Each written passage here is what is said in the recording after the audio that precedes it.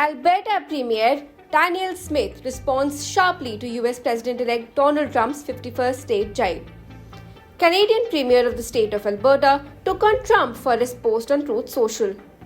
The President-elect on Wednesday stated that it makes no sense for the US to subsidize Canada to $1 billion a year. He went on to say that Canadians want the country to be US's 51st state. Smith emerged as the only conservative from Canada to take a stance against Trump on subsidies. She said the trade deficit emerges from billions of raw materials like oil, gas, minerals, grain, livestock, and timber. Adding that Alberta specifically sends 4.3 million barrels of oil and gas to the United States each day.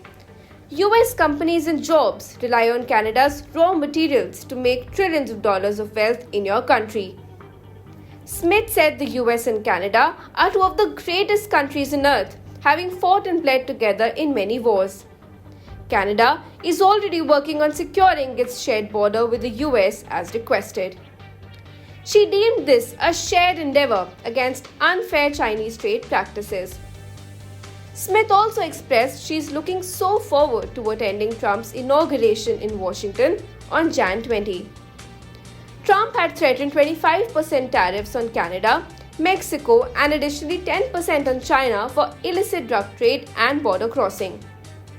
Smith declared taking a diplomacy, not threats approach by announcing a $29 million Canadian investment by Alberta to secure the border.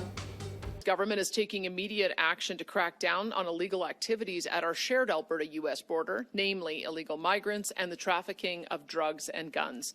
This suite of measures will curb illegal border activities and strengthen our nation's border security.